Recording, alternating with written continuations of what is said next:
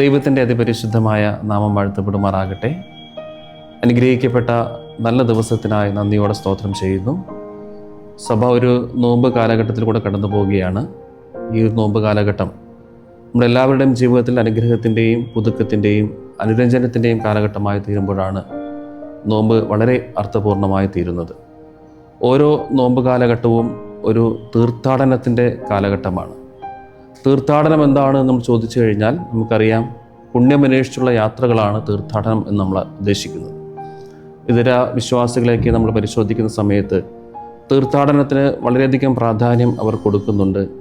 അപ്പോൾ നമ്മുടെ വിശ്വാസ പാരമ്പര്യം അനുസരിച്ച് ഈ ഒരു നോമ്പ് കാലഘട്ടത്തിൽ വളരെ പ്രത്യാശയോടുകൂടെ പ്രതീക്ഷയോടുകൂടെ മുൻപോട്ട് പോകുമ്പോഴാണ് നോമ്പ് നമ്മുടെ ജീവിതത്തിൽ ഏറ്റവും ധന്യവും അനുഗ്രഹപ്രദമായി തീരുക. ഈ തീർത്ഥാടന യാത്രയിൽ ചില ഘട്ടങ്ങളിൽ കൂടെ നമ്മൾ കടന്നു പോകേണ്ടതായിട്ടുണ്ട്.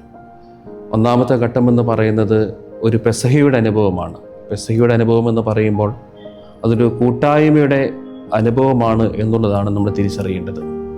കൂട്ടായ്മ ബന്ധത്തിലേക്ക് നമ്മൾ മടങ്ങി വരണം. പലപ്പോഴും നമ്മുടെ കൂട്ടായ്മ ബന്ധങ്ങളും നമ്മുടെ സ്നേഹബന്ധങ്ങളൊക്കെ നഷ്ടമായിരിക്കുന്ന ഈ കാലഘട്ടത്തിൽ ഈ ഒരു നോമ്പ് കാലഘട്ടം ഒരു കൂട്ടായ്മയുടെ സന്തോഷത്തിൻ്റെയും സ്നേഹത്തിൻ്റെയും കാലഘട്ടമായി തീരുമ്പോൾ നോമ്പ് വളരെ അർത്ഥപൂർണമായി തീരുന്നു. രണ്ടാമത്തെ ഘട്ടമെന്ന് പറയുന്നത് കുരിശിൻ്റെ ചുവട്ടിൽ ചെന്ന് നിന്ന് ക്രിസ്തുവിലേക്ക് നോക്കുന്ന അനുഭവമായിട്ട് മാറണം.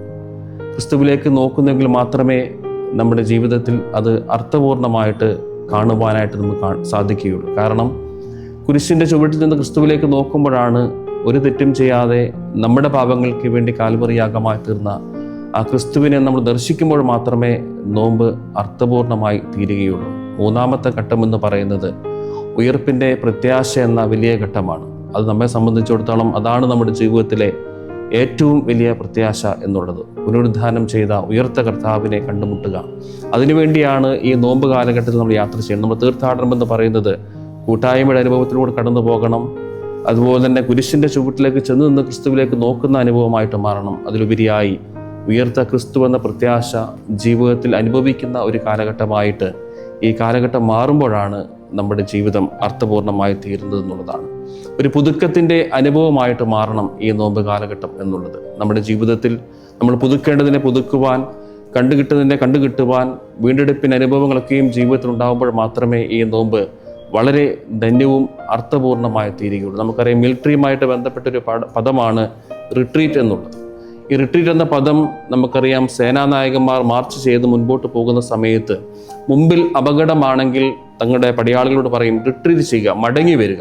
ഈ നോമ്പ് കാലഘട്ടം ഒരു മടങ്ങി വരവിൻ്റെ കാലഘട്ടമായി മാറുന്നുവെങ്കിൽ അത് വളരെ അർത്ഥപൂർണമായി തീരും എന്ന് യാതൊരു സംശയം. എന്തിലേക്കാണ് നമ്മൾ മടങ്ങി വരേണ്ടത്? ഈ നോമ്പ് കാലഘട്ടത്തിൽ നമ്മൾ എന്തിലേക്ക് മടങ്ങി വരണമെന്ന് ചിന്തിക്കുമ്പോൾ നമ്മുടെ ജീവിതത്തിൽ നഷ്ടപ്പെട്ടത് തിരിച്ചെടുക്കുവാൻ വേണ്ടിയുള്ള ഒരു മടങ്ങി വരവായിട്ട് ഈ നോമ്പ് തീരണമെന്നുള്ളതാണ്. എന്തെങ്കിലുമൊക്കെ നമ്മുടെ ജീവിതം നഷ്ടപ്പെടുത്തി കളഞ്ഞിട്ടുണ്ട്. നമ്മുടെ ജീവിതയാത്രയിൽ എന്തൊക്കെയോ നമ്മൾ നഷ്ടമാക്കി കളഞ്ഞിട്ടുണ്ട്. ഈ നഷ്ടപ്പെട്ടതിനെ തിരിച്ചെടുക്കുവാനായിട്ട് മടങ്ങി വരുന്ന നാളുകളായിരിക്കണം ഈ നോമ്പിൻ്റെ കാലഘട്ടം എന്നുള്ളത്. വഴിതെറ്റിപ്പോയി എന്ന് കണ്ടു കഴിഞ്ഞാൽ നമ്മൾ മടങ്ങി വരണം. നമ്മുടെ യാത്രയിൽ നമ്മൾ എവിടെയെങ്കിലും വഴിതെറ്റിപ്പോയി എന്നൊരു ബോധ്യം നമ്മുടെ ജീവിതത്തിലുണ്ട് എങ്കിൽ ഈ നോമ്പ് കാലഘട്ടത്തിൽ മടങ്ങി വരുന്ന നാളുകളായിട്ട് ഇത് മാറണമെന്നുള്ളതാണ്.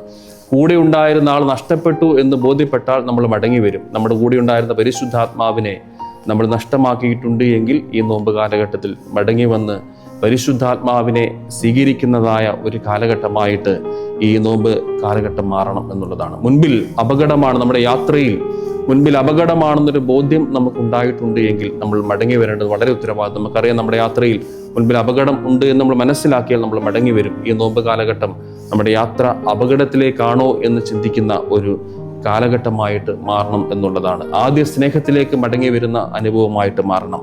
അയൽക്കാരെ സ്നേഹിക്കുന്ന, പ്രിയപ്പെട്ടവരെ സ്നേഹിക്കുന്ന, നമ്മളെല്ലാവരെയും കരുതുന്ന ഒരു മനോഭാവത്തിൻ്റെ ഒരു നാളുകളായിട്ട് ഈ നോമ്പ് കാലഘട്ടം മാറണമെന്നുള്ളതാണ്. അനുതാപത്തിൻ്റെ കാലഘട്ടമാണ്, വീണ്ടെടുപ്പിൻ്റെ കാലഘട്ടമാണ്. നമുക്കറിയാം, ലൂക്കോസ് എഴുതിയ സുവിശേഷം 15-ാം അധ്യായം നമ്മൾ പരിശോധിക്കുന്ന സമയത്ത് അവിടെ നമ്മൾ കാണുന്നത് വീണ്ടെടുപ്പിനെ കുറിച്ചാണ്. നഷ്ടപ്പെടലിനെ കുറിച്ചും വീണ്ടെടുപ്പിനെ കുറിച്ചും നമ്മെ ഓർമ്മപ്പെടുത്തുന്ന ഒരു അധ്യായമാണ് ലൂക്കോസ് എഴുതിയ സുവിശേഷം 15-ാം അധ്യായം. അവിടെ നമ്മൾ 4 പ്രധാനപ്പെട്ട നഷ്ടപ്പെടലിലേക്കാണ്.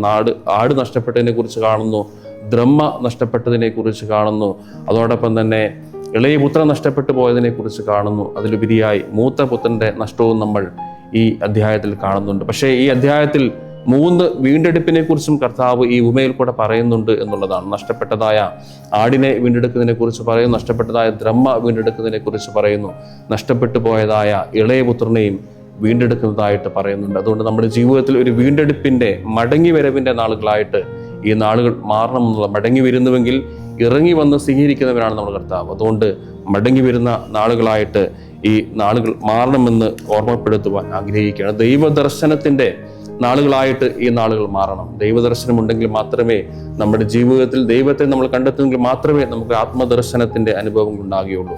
യെശയ്യാവിന്റെ ജീവിതത്തിൽ ഒരു ദൈവദർശനം ഉണ്ടായപ്പോൾ അവൻ ആത്മദർശനത്തോടുകൂടെ ദൈവസന്നിധിയിൽ കരഞ്ഞതായി, നിലവിളിച്ചതായിട്ട് കാണുന്നു. അതുകൊണ്ട് ഈ നോമ്പ് കാലഘട്ടം കരഞ്ഞ് നിലവിളിച്ച് ദൈവത്തിലേക്ക് മടങ്ങി വരുന്ന നാളുകളായിട്ട് മാറണം. ഈ നോമ്പിന്റെ കാലഘട്ടം ശുദ്ധീകരണവും വിശുദ്ധീകരണവും പ്രാപിക്കുന്ന ഒരു കാലഘട്ടമായിട്ട് മാറണം. ഒരു നവീകരണത്തിന്റെ അനുഭവം ഉണ്ടാകണം, ഒരു ദിശാബോധം ഉണ്ടാകണം. ദിശാബോധത്തോടുകൂടെ മാത്രം നമ്മൾ യാത്ര ചെയ്യുന്നെങ്കിൽ മാത്രമേ യഥാർത്ഥമായി ഈ നോമ്പിന്റെ നന്മകൾ അനുഭവിക്കുവാൻ, ഉയർത്ത ക്രിസ്തു എന്ന പ്രത്യാശ ജീവിതത്തിൽ അനുഭവിക്കുവാനായിട്ട് നമുക്ക് സാധിക്കുകയുള്ളൂ. അതുകൊണ്ട് ഈ ഒരു കാലഘട്ടം വളരെ പുതുക്കത്തോടുകൂടെ, പ്രത്യാശയോടുകൂടെ, പ്രതീക്ഷയോടുകൂടെ ഒരു മടങ്ങി വരവിന്റെ നാളുകളായിട്ട് നമ്മുടെ ജീവിതത്തിൽ നമ്മൾ മനസ്സിലാക്കുന്നുവെങ്കിൽ ഉയർത്ത ക്രിസ്തു എന്ന വലിയ പ്രത്യാശ ജീവിതത്തിൽ അനുഭവിക്കുവാനായിട്ട് നമുക്ക് സാധിക്കും. അനുസരണത്തിന്റെയും ജയത്തിന്റെയും ക്രൂശിനെ നമ്മൾ ഈ നാളുകളെക്കുറിച്ച് നമ്മൾ ചിന്തിക്കുമ്പോൾ അത് നമ്മുടെ ജീവിതത്തിൽ അനുഗ്രഹപ്രദമായി തീരണമെങ്കിൽ നമ്മൾ മടങ്ങി വരേണ്ടത് അത്യാവശ്യമാണ്.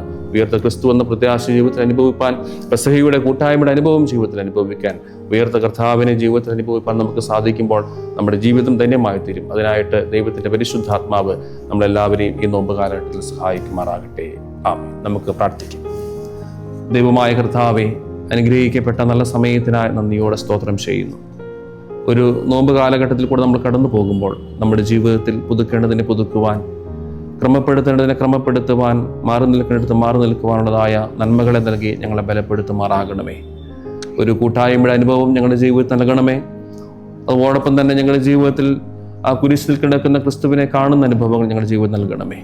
ഉയർത്ത ക്രിസ്തു എന്ന പ്രത്യാശ ജീവിതത്തിൽ അനുഭവിച്ചുകൊണ്ട് അനേകർക്ക് പ്രയോജനമുള്ള ദൈവമക്കളായി തീരുവാൻ ഈ നാൾ ഞങ്ങൾ സഹായിക്കണം.